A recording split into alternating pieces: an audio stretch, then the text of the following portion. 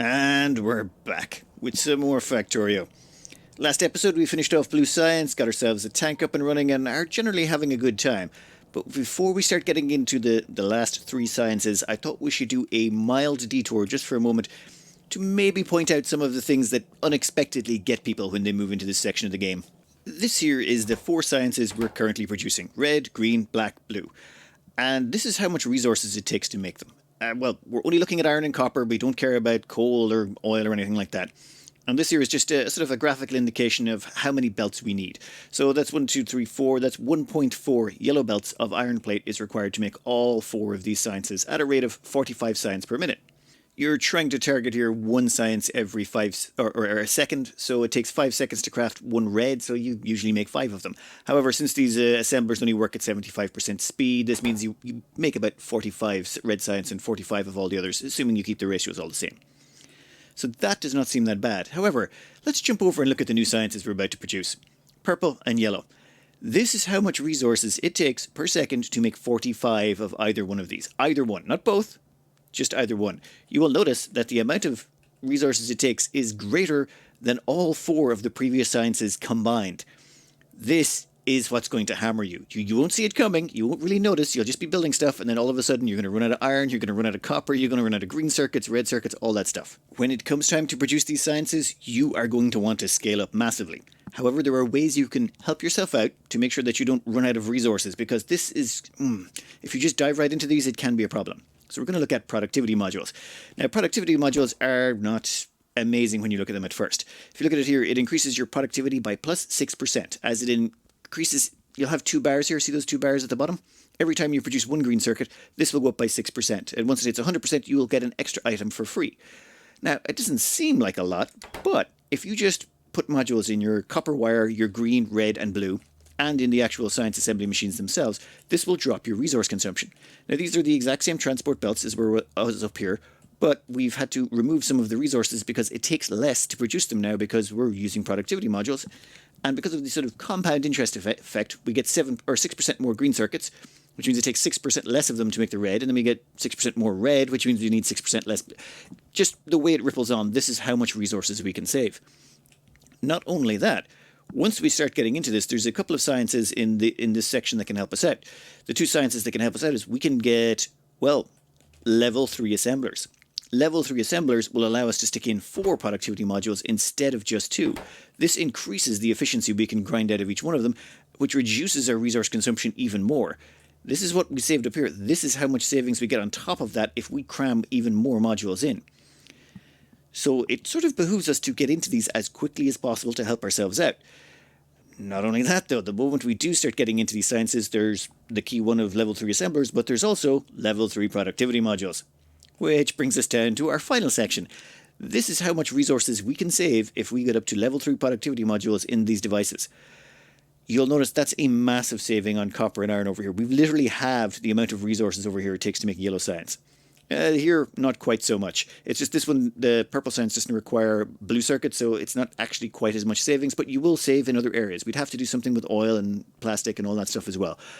But I'm just trying to show you, now what we want to do is, instead of diving straight into these sciences, we're going to do a little bit of a sidetrack into producing productivity modules and a few speed modules as well. We can't really jump all the way from over here to down here instantly, but what we can do is do the prep work to save ourselves a bunch of resources. With all of that out of the way, the first thing we're going to get into here is blue circuits. Blue circuits are required if you want to produce productivity modules. At the same point, they're required for a few other nice things we'd like to get our hands on, like improved power armor, some of the upgrades for the power armor, and just general construction robots and a bunch of other things. So we're going to concentrate most of this episode on getting our pre-production stuff all out of the way with. Alright, this monster is what we're working with here. I've pre-designed it so it should be able to be beaconed later on. Of course, God knows if that will work. I think the first thing we're going to hook up though here is we're going to hook up the water and the petroleum. It should start giving us sulfur. Sulfur will get chucked down the line here and will get chucked into the chemical plant, which is going to make us sulfuric acid. Of course, it needs iron plate for that. So we'll just pull the iron plate off the bus. And the iron plate should get loaded on here on one side. And then once it gets down here, it'll get sucked into this machine and we'll start making sulfuric acid. The sulfuric acid will go down here to our assembly machines. However, they also require green circuits and red circuits. Well, let's hook up the green because they're the ones they're going to want an awful lot of. We're going to have to upgrade our green circuits production shortly, but the green should go down here, and then they start getting pulled off the line at this section. What we're doing here is called belt weaving. Now this is things get complicated. Red belts and yellow belts and blue belts, all three of them occupy a different set of underground space, which means this red belt is skipping under this yellow belt, which is also underground, and popping out this side. This allows us to run these yellow belts, or these red belts, past this yellow belt here, and still conveniently get all of the green circuits all the way along, all the way to the end. Now we're going to do something similar on the other side as well, but that's going to be for exits. The red circuits are going to come in here, and then there's a whole bunch of popping up and down, and they eventually get to the machines. Whew. Okay, so you can see the red circuits there popping through all of these undergrounders, and they're just popping up and getting fed into the machines. And then we're going to start producing blue circuits. So the blue circuits get spit out, but where do they get spit out? They get spit out onto this yellow belt, and this is weaved back out, so it comes back out this direction. Confused yet? Ah, the joys of this game. And you know what? We should probably load balance that a little bit. So we'll just do this. There we go. Then once that backs up a bit, we'll have two sides. And now we have blue circuits to add to our belt. Well, not really. We're not going to add them to the belt for a while yet. What we really want to do is get ourselves some equipment. So give me 5 minutes here. After grabbing a bunch of necessary ingredients off the line and grabbing a processing unit, we can finally produce power armor. This is going to be far superior to a previous one, and as well as that, we can, well, not only will it expand our grid space, it will also allow us to put on a whole bunch of nice equipment, which we're going to start investigating in right now. When we put on the new armor, you'll notice it adds an extra 10 points to our grid, which is great, and this is its modular armor holds this much grid space, power armor holds this much, and we haven't really been using it too much so far, but we do need to get into a few things like personal batteries, solar panels, things like that. We do need to actually fill out one of them. So I'm going to go around on the side and we're going to start constructing, where is it? Logistics robots and construction robots. No, construction robots more accurately. We need a whole bunch of those, which is going to require electric motors and a few other bits and bobs. I think we'll put in a little facility right here. It should be fairly small, though we are going to have to bring in lubricant and add lubricant to the bus. Shouldn't be more than, 20 minutes. The choice of Factorio. All right, I cracked. I went on to a test map to design this. This was just melting my brain trying to get this to fit inside an 8 tile wide gap, or was it 6 tile wide? Whatever. Fitting it correctly in between where we're going to be beaconing later was wrecking my brain. So I designed this in a test map. I blueprinted it and brought it in. I think it should work. All we have to do is hook it up now. For that should go with the lubricant. I also put the lubricant onto the main bus, though we really should probably get some pumps in at some point. Anyway, that's going to give us our sulfur, which just needs some iron plate, which should be fairly simple. Nope, wrong one. Stop that. There we go, iron plate on one side. On the other side of that, we're going to have copper. Come here. So the iron and copper should go in there. Now, that gives us the sulfur. Sulfuric acid. The sulfuric acid will go in here, and that will give us our batteries. Now, this is going to get really complicated really quickly. Trying to cram everything into a really small space, it turns out really messes with things. Now, to make things interesting here, we've stuck on this splitter and we've put an output filter on it, so it will only let iron plate through. That strips the copper plate off the right-hand side, and then with that gone, we can just throw the batteries onto that side. So the batteries actually end up getting stuck onto the opposite side of the belt where the copper used to be, just to save us some space. Then this here is where the copper gears are made. Copper gears get chucked onto this little belt. They only travel like 2 tiles, and after they've traveled 2 tiles, they then end up getting chucked into the assembly machine. Same with the pipes. Pipes do the same thing. They get sent back in here and dumped into the engine machine. Now, after that, we've got to plug in the rest of these suckers, and that will require green circuits, and it's going to require steel.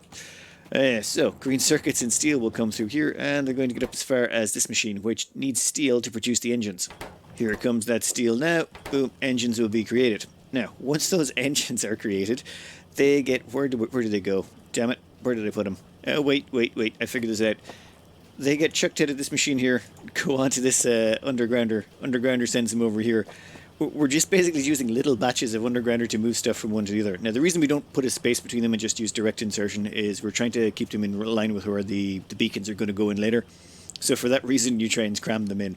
Interesting design choices need to be made at that point. Anyway, the machines end up, or the engines end up going down here and getting chucked into the electric engine maker, which also requires some green circuits, which comes from over here, and some lubricant, which, well, comes from these pipes going along there. With me so far? No? Yeah, that sounds about right, because I got lost several times building this. Well, anyway, those electric engines get chucked out here. Electric engines get dumped into these, which makes flying robot frames. Oh, you gotta love Factorio. You sound like you're crazy half the time. Or most of the time. Anyway, they get chucked in here. That gets the robot frames. They get dumped onto this belt weaving where we're putting them onto yellow belt that pops down here. And that will eventually get eaten up by these construction robots. And then the construction robots get chucked at the other side and boom. Oh, you know what? It's actually, no, 50 is plenty for what we need at the moment. And done. And that's how we're getting construction robots. You know what? I'm gonna add this save on in the description. So if you want to go and tear this apart yourself, go and help yourselves. I'm 100% positive there is a more efficient way of doing this, even cramming it in like this. But it was a hell of a lot of fun figuring it out. That's sort of the joy of Factorio. So I'd advise you just to try building stuff yourself. It will melt your brain, but it feels very therapeutic when you eventually get it done. Anyway, oh yes, what was that? Oh yes, construction robots are built. Now we need to populate the armor. That's right, and we've got access to these batteries now. So you know what? I am going to siphon off some of those batteries. I'm pretty sure this is overproducing batteries. So we are going to siphon a bunch of those off down here and use them to help us build our equipment. When you are running along a belt and you're removing resources from it, this is referred to as snorting. So we're now currently snorting lines of steel. Well, that's how I refer to it. You can use whatever language you want, but that's my preferred method. An indeterminate amount of time later, we have managed to get a lot of batteries in play. We also have all the blue circuits being produced. So we've managed to upgrade our armor a little bit. And this is what our armor looks like with some of the filling going in. There's a personal roboport that's going to allow us to do some fun things with construction robots in a bit. Though there's something that's not really covered normally. These roboports have to charge. You can see the electricity thing there at the bottom. It's slowly charging up. Until it's got charge in it, you can't use it with the robots. Well, you can sort of use it, but the robots won't be able to charge up. One thing to note is you're going to get access to these personal batteries pretty much immediately. These ones here. The size of those is 20 megawatts, as in they can hold 20 megawatts, megajoules of energy. That's their capacity. However, the roboports have a personal battery capacity of 35 megajoules, meaning for the same amount of space you get 35 megajoules and a roboport. If you put in the batteries, you only get 40 megajoules, so 5 megajoules more, but you don't have the roboport to go with it. It just normally means it's usually before you get access to level 2 batteries, you're better off just putting in more roboports. Unless you're trying to charge something like robotic legs or something like that, but I probably wouldn't be doing that off solar unless you're absolutely crazy.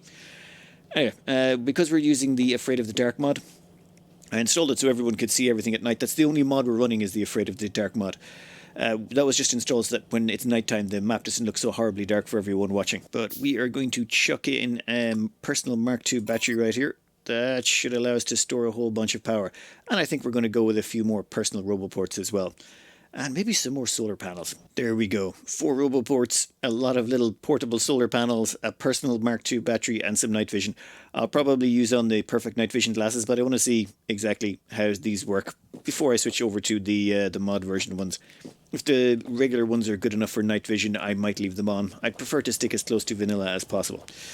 Now, with all of that done, we've got blue circuits up and running. We've got... Oh, construction robots, that was right. Now that we've got construction robots, we can now start placing stuff remotely. For example, let's say do that, and a construction robot flies over and places it for us. Now that doesn't seem very powerful, but trust me, the ability, if you place a larger blueprint, you can build it all instantly. And the first thing we're going to do is we're just going to go over and upgrade a smelting column so you can see it in action. This is one of our old smelting columns. Well, new. I upgraded it with the newer stone furnaces. We're going to be changing it to red belt in a while, but let's say take all of this here, and we're going to go, give us that as a blueprint, please. Create blueprint. We're not going to worry too much about any of this. We're going to run straight across here.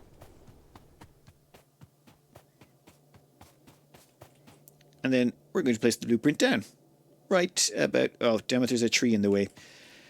Trees, damn it. Yeah, they're a true enemy. So we line up the blueprint where we want. We place it down. And the construction robots start doing the rest. And off they go. We don't have to do anything. They'll take out... Oh, damn it. I put down the wrong ones. This is the wrong blueprint. It's using the older design. One moment, that's no problem. We will just rip that out there. And they can even be used to deconstruct stuff also. And then we place that down instead. Boom. And would you look at that? You don't have to do anything. On the downside, this will drain the power out of your batteries. So if we go into the armor here, you'll notice this is the power in our main batteries going down. Those little construction robots are thirsty buggers. So you can't keep doing this forever. But you can get quite a lot of construction done. And this is the point where the game changes. Once you discover you can use construction robots to do that, we just put down an entire smelting column in what used to take 5 to 10 minutes. Once you knew what you were doing, now you can do it in a minute or two, and those construction robots get faster and better. Not only that, you can start placing things down remotely. You can tie this into your logistics network. It starts getting all sorts of out of hand. But for now, yeah, let's get a few things done. One, I want to upgrade that entire smelting column. We're going to switch it all over to red belt. Actually, no. We're going to start getting modules in place first. Modules first, then red belt. Here's what our productivity module section is going to look like. It's fairly straightforward. All you need to make these is, well, when I say all you need is some very expensive materials. Red, green, and blue circuits. Now, all we're going to do is we're going to stick red and blue on one side, half red, half blue on one side, half green on the other side. That should load these up, and then they'll start producing the modules. Now, to send the modules around, these ones here are just going to get chucked out onto this side of the line. Oh, wait. Damn it, I need to put ones on the facing out as well. There we go, much better. So the productivity modules will get sent down here, and what? I sent that to be filtered. Never mind, that was me being silly. The productivity modules level 1 get put on one side, and they get sucked into the level 2 module makers. The level 2 module makers then spit them out onto this belt, and then they roll down here. Well, that's the plan. At which point, when they get to the bottom, we're going to select them off and put them into a chest. Now this here is left because eventually we'll get up to level 3 productivity modules. When we do, we'll dump them in there. Now we just need one that does speed modules as well. Well, yeah, we're going to need speed modules also, so I think we're going to upgrade this entire thing with red belt. In fact, we're going to upgrade our entire base with red belt. But first, we're going to let the productivity modules roll. We're going to start at the rear, work our way forward. It's time to do some upgrading. So we're just going to grab this upgrade planner tool, and we're going to select that all along there. And then our construction robots will go out and replace everything with red belt and pick up the yellow belt for us. Come on. And then once we've done all of that, we can start on the center section as well. All of you. This could take a little time. Not a huge amount of time, but enough. We're also going to want to upgrade our entire coal mining facilities just so that we can get more power. We're going to need an awful lot more power to keep everything running as we start getting into more productivity modules and things like that. Oh, 1 second. With coal supplies bulked up, we're going to need to increase our power. If we're going to start getting into productivity modules and cranking everything up, we're going to need a little bit more juice than this. That's a little bit better. Now, it doesn't quite double our power. The reason being yellow belt can only support, it can't support the full 20, I believe. Never mind, I double-checked the numbers. One red belt, which is what we're bringing in, can support 67 boilers. So that's 60 boilers there, each one split off of that one red line. And then it sort of splits into, well, it changes to yellow there. You need to make sure the last segment of it is yellow because those burner inserters, the burner inserters can't actually pull off red belt, or they have difficulties. They can end up not grabbing anything and end up timing out. That should keep them going. Perfect. That will take care of our power supplies for, well, that future-proofs us quite a bit. Right, next. Time to throw together some more smelting. So we will just grab this sucker here, which has already been nicely done up for us, and move that across here. That will give us 2 more lanes. Fast transport belt is in the way. There you go. Perfect. And then that one can go there. Right, once all the construction bots are finished with that, thanks to the bots, that only took a couple of minutes. To go with our increased power, we're going to start tapping into all of our iron and copper. Well, all of our iron, most of our copper. And this is going to leave us with, what, 1, 2, 3, 4, 5, 6, 7 belts of iron, which is going to be a little bit difficult to balance, which is why we went and downloaded the belt balancer book. You can get these everywhere. They make life so much simpler. We'll just get an 8-to-8 belt balancer and throw that down there. They're just, actually, you know what, we'll make it a 7. There is a 7-to-6 belt balancer. What these are is basically the same as a normal belt balancer. If you just have one belt balancer that'll balance 2 belts, this does the same thing but for all of the different varieties. Now, you can figure these out yourself. It's really painful. Instead, I usually just download a book You can get them in all the different colours, red, green, blue, well, red, blue, yellow, whichever ones you want. Now that we've got those evenly balanced, it'll draw from all of those lines evenly. Some of the more eagle-eyed viewers may have noticed that this one was off by one tile. This smelting column was off by one tile, so I just spent the last while ripping both of those out and replacing them. It was a little bit painful, but it's all now working, even though the feeder lines that come off the end of them are now off by one tile. But that can be quickly and easily fixed. Okay, that will drive me nuts for a while, but later on we can fix those wiggly lines. Just so long as the power grid looks okay, I think we'll be grand. Power grid, yep, power grid's fine. A little bit wonky at the end, but as long as the middle's good. Okay, that gives us 5 lines of iron. Now we just need to do something similar for the copper over here. This should be a lot quicker because there's an awful lot less mess in the way, so we can put this together fairly quick. Couple of extra copper smelters, and now we'll have, what, 4 lines of iron and 3 lines of copper? I don't know. A lot. We've got a lot of copper and a lot of iron. Well, relatively a lot when it comes to Factorio. We'll hook those up to the grid, and then we're going to start working on enhancing our green circuit production. And meanwhile, while this is all going on, we've got productivity and speed modules in production. So hopefully we'll have enough of those level 2s ready to go, and then we can quickly move on to science. With iron and copper plugged in fully, we now have enough to get some serious production underway. Well, semi-serious. This is Factorio, of course. It's all relative. Now, what I like to do is I put everything on top at the start, and then once I'm kind of reasonably confident that we've got a full-size main bus, then I start tacking in stuff from the bottom. We're going to place our green circuits down here because, well, it's easier if you bring them in from the bottom. Also, as well as that, we're going to provide them with their own smelting facilities later on down the line as we're going really big, so putting them down here is not the worst thing in the world. So let's throw together a quick one down here. This is a design I picked up from my old base. I went back to my base from 2 years ago and I just picked up this one. I'm like, yeah, I like the look of that. It seems to be reasonably okay. There we go. We'll just hook that up to some iron and copper, and we'll see how she goes. This is a very simple green circuit production. It's crammed in between what's going to be beacons eventually, and it's just iron, copper, they flow in. The iron just flows around here, around the green circuit production, and gets whipped into those. Copper goes into the copper, and it's direct insertion from these into the green circuit production. Now, we are going to stick some level 1 speed productivity modules in here just to help this along. We're also going to come back with some level 2 speed modules too, just to help speed them along. And then I think we're going to do about 3 rows of this just to get green production up and running, and then we're going to start getting into our new science. So yeah, 3 more of these, please. You know what? Make it 4. The joy of having construction robots is not needing to care. All ready to go and be hooked up. Now, these things are not going to run at full capacity. Realistically, they're designed to work with transport belt or all of the modules and all that stuff plugged in and beacons. So running at this, they're not going to give us a full saturated belt. But they're upgradable later, and plus we can plug in a chunk of them now. And every single one of them has a level 2 productivity module and a level 2 speed module, just to help speed them along. Now, what's that going to do to our energy? Yeah, that just put us above what I think our power plant could have handled before the upgrade. Alright, now that should saturate us with an awful lot more green. Now, as the green goes down, that will get thrown into the speed and productivity modules. Perfect, and I think we have already done all the blues. Oh wait, I think the blue needs a little bit of speed modules in there. There we go. So now blue and red are all flat out. As far as I can see, yeah, all the way along they all seem to be working.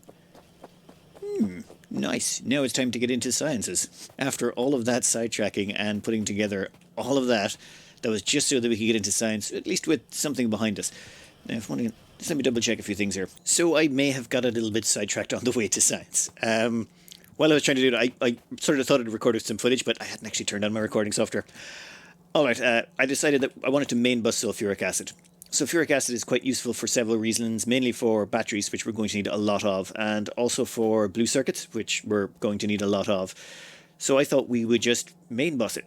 So over here we have a little sulfuric acid production facility, and it just runs. It's actually really simple. You just pump in the water, petroleum, that gives you the sulfur. The sulfur we're just direct inserting into these. You have 2 of these for every 1 sulfur plant, and then yeah, put in iron on. It's just iron, yeah, iron plate as well, and then you get sulfuric acid out. And then we're having that all come across here into our battery plant. Now, the reason we're building so many batteries is to do with some of the things we're going to be getting into later. Like, you need batteries to make robot frames, and we're going to need those for science. But at the same time, we're also going to need a bunch of batteries to produce the capacitors or accumulators. Oh, it's been ages since I looked at these. We're going to need a bunch of batteries to make accumulators, which is going to go with the solar, because we will have to go big on the solar the later on it gets in the game. We'll probably do a brief stop in nuclear for a while anyway. But this is going to give us more than enough batteries to sort out all of our problems when it comes to science. This sulfuric acid should sort out, and this is extendable, by the way, this sulfuric acid one. This should sort out all of our sulfuric acid problems until we, run out of petroleum, which I'm just waiting for that to happen. It hasn't happened yet. I'm sure we're still pretty good on the petroleum. Yeah, full pipes. Okay, so over here, what we're going to put in next is robot frames. Robot frames are a requirement for the next stage of science. We want to get these utility science packs. They give us some of the best tech. We're going to sort of skip over purple and we'll backtrack to that. But the utility science packs required those flying robot frames, as well as that little sort of jerry-rig setup we did over there for producing construction robots. That requires robot frames. So why not just mass produce them? We're going to need a whole bunch of logistic robots and construction robots going forward. So if we mass produce those frames, the excess ones we can just dump into producing more of those. So I think a quick little construction project right here should be fine. As is the case with most things in Factorio, it kind of got a little bit larger than I was anticipating. I mean, if you're going to go up as far as, say, 10 of these, you might as well go up as far as 12. That way you get 6 of each of these, which makes it much more even. But then you realize you can't get all of the components all the way to the end, so it's going to end up super long also. So you just sort of split it in half. So this here just exclusively produces electric motors, which we're going to feed into pretty much this exclusively, which is our lightweight robot, or flying robot frames. Sorry, this is going to be our flying robot frames 12 industrial production. Power-wise, yeah, we're only ticking over because we're not producing anything. I should really get around to finishing something, shouldn't I? Alright, let's turn on this stupidly oversized robot frame factory. We have batteries pouring in from this, we have engines pouring in from this, and then if we hook them all up here, where is it? We just got to put in green circuits and steel to finish this off. Steel? Why are you not flowing yet? Oh, yeah, there we go. That was in the way. Perfect, that will get the steel flowing in there, and that will get the green circuits flowing in there. And here we go, our first robot frames out of this new facility. Of course, we've put in productivity and speed modules because, of course, we have. Yeah, when we turn everything on, when we start turning on the science, I'm pretty sure we're going to redline the power grid. We might have to expand that out a bit. But that's okay. That's okay. If we check the map, the tank has done wonders at clearing biters. We've got a few nests around the edges, but we've got plenty of coal over here that we can turn into just a giant coal power plant if needs be. Like, we could just dedicate that towards making power. So we'll be fine on the power front for a while. Though, now there's decisions. After we do get up this yellow science, do we go straight for nuclear? Because if we go straight for nuclear, we can... Well, yeah, we could definitely help with our power issues right there. Though we'll probably have to get into trains to do that because I'd prefer to be... Well, no, we got some uranium close by, so we could definitely just go straight that way. Another option is to go straight for trains. We want to build a big train network around here because it is a real world, of course. I don't know, decisions, but I am out of time for today. It just, I started out with the best of intentions, and instead of sticking to the plan of going straight for science, we kind of got a little bit sidetracked.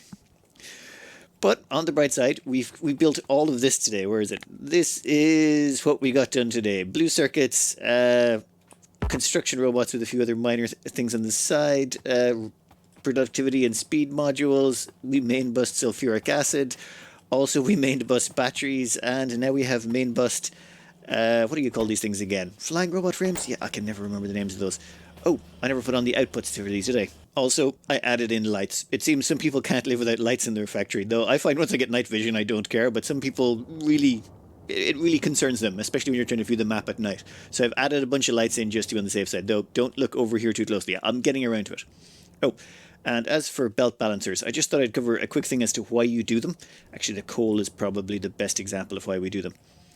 Down here we have 1, 2, 3, 4, 5. We have 6 inputs, and we only have 3 outputs. The reason being we want 1 for our power, 1 for our actual main bus, and 1 for powering all our smelting arrays. So we just want to split all of this evenly across all 3. I mean, what we want to do is draw from all of them at the same rate. The reason being, if we draw from all of them at the same rate, then... Okay, it's not going to be perfect, but it should be a case of they all run out around the same time. As well as that, if we're producing too much in one and not enough in the other, it spreads it out across the 3 belts, so that in theory, when this comes down to near the end, we should just start running out on all 3 at the same time. That's why you do these belt balancers. If it's 8 to 3, 8 to 8, whatever way you do it, you're just trying to even out the flow so that everything starts to run out at the same time. It's just the only reason. I think this turned out being an 8 to 6. I usually use 8 to 8 or 8 to 6. They're probably the main ones. Oh yes, we also upgraded all of our smelting arrays. Yes, I apologize. I keep getting distracted, which is, I think, is the joy of Factorio. You start doing one thing and that leads to another thing and another thing, and next thing you know, you never got the original thing done because you got sidetracked into making 12 assemblers that produce nothing but flying robot frames. Yep. It's just a normal day in Factorio. Anyway, next time, I swear, when we come back, we'll get straight into yellow science. We've pretty much got all the prerequisites done. We've got a massive main bus full of minerals. We've got absolutely zero biters anywhere nearby because we've cleared them all with the tank. I think we're good. Anyway, I hope you enjoyed and good luck.